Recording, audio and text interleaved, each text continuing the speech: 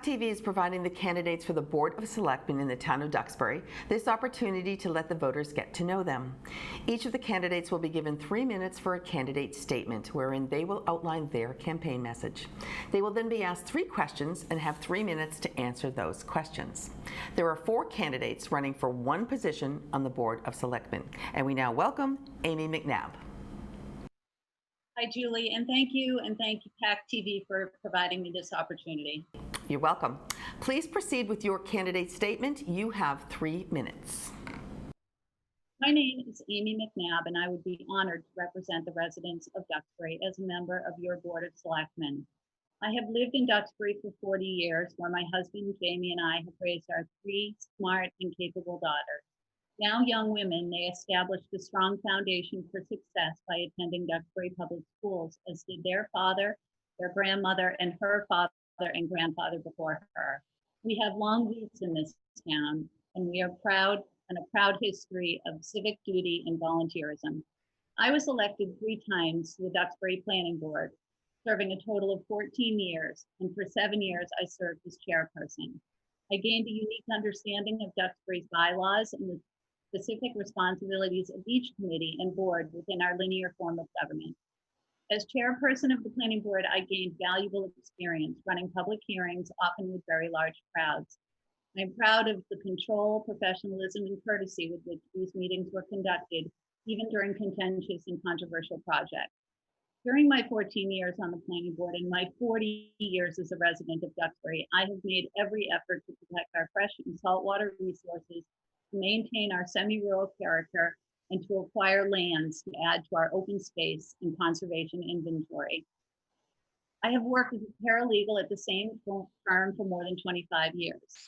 At our office, we embrace a team approach work ethic, and while the practice of law can often be high stress, my coworkers and I share a relationship of mutual respect, support, and friendship. Working together, getting along, and respecting one another is a work and life ethic I bring to every situation. Ruth Rowley was a longtime Duxbury resident, serving on numerous boards, and she was very active in town government. Ruth was a mentor, role model, and friend. Ruth encouraged me to ask the questions. I am a regular attendee at town meeting, and I make every effort to follow Ruth's advice and ask those questions I hope will provide information to the voters. I attempt to create more transparency and seek common sense ways to be fiscally responsible. During this extraordinary time, I acknowledge the many challenges that we face, and I recognize the unknown challenges that we are sure to encounter. I will strive to make informed and strategic decisions that positively impact our future. I will be your advocate and your voice. I will be accessible, approachable, and respectful. I will continue to advocate for all the residents, remembering the added difficulties for those on a fixed income. Our past efforts in conservation, protection, and development have shaped the town now entrusted to us. Today, it is our decisions that will shape the Duxbury our children and grandchildren will inherit. Please vote on September 1st. Thank you. Thank you. First question. As a result of the pandemic and the governor's orders imposing strict limitations on people gathering, the town has not been able to conduct regular in-person board or committee meetings and has adapted to conduct meetings virtually. How do you think this delivery method has impacted the town and the residents' ability to participate? Also, do you see a hybrid version being utilized in the future once there is some semblance of normal? You have 3 minutes. Thank you. The challenges associated with the COVID-19 pandemic are enormous, and navigating these obstacles requires all of us to be creative.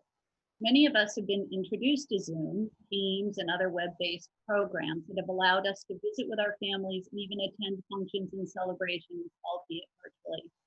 While it isn't the same as being there in person, this technology is hugely helpful in maintaining our connections. Virtual meetings by way of Zoom or other platforms as the only means of attendance at public meetings and hearings is not my first choice, as I fear it may limit some of our residents' ability to attend and contribute to the process of decision making. However, while this may be true for some, for others it may actually provide the opportunity to participate. By leveraging technology, we open ourselves to attendance from those who would otherwise be at home with their children in the evening or traveling for work and not able to attend in person. I feel strongly that transparency and public participation are essential when arriving at decisions that affect our town, its residents, and our future. Therefore, when we are able to get back to some semblance of normal, I would advocate for public meetings and hearings to be accessible to residents both in person and virtually. Thank you. Second question. What are your thoughts on presenting an override for the voters' consideration in the form of a debt exclusion ballot question to fund the construction of a new DPW building and finish the repairs of the entire 4,000 feet of the seawall? In addition, what are your thoughts to an override in form of a ballot question to fund an operational override for certain portions of the operating budget, such as public safety budgets like fire, police, or DPW, and/or the school department? You have 3 minutes. I believe that debt exclusions have an important role in our town's finances, particularly when related to capital projects, such as the DPW building or the seawall. Money borrowed by way of a debt exclusion temporarily increases property taxes only for the period of time it takes to pay the debt, and it is outside the limits of Proposition 2.5. I do not believe that it is appropriate to use debt exclusions or to borrow money to fund the operating budget, nor am I in favor of ballot questions to override portions of the operating budget. It is the town's job to forecast and budget for the costs associated with operating our town. To think of this in simpler terms, use the analogy of running a household. You make every effort to live within your means. However, at times, large issues will arise, like a roof replacement. This is your capital project. In these cases, you may need to borrow money in the short term to protect your home and fix the roof. But you wouldn't borrow money to pay for everyday expenses, such as heat and electric bills. These everyday costs are your operating costs, which need to be anticipated and budgeted for. Borrowing money to pay for your everyday expenses is not a good way to run a household or a town. In summary, I am open to the use of debt exclusion ballot questions when necessary for capital projects, but do not believe they are appropriate for operating costs. I am a longtime vocal participant at town meeting when it comes to the town's budget, the tax bills we receive are only the result of the spending and budget we approve at town meeting. As a selectman, I will continue to advocate on behalf of all the taxpayers in Duxbury, keeping in mind the difficulties many families have to keep up with the rising tax burden. Thank you. Third question. Currently, there is no cure or vaccine for COVID-19.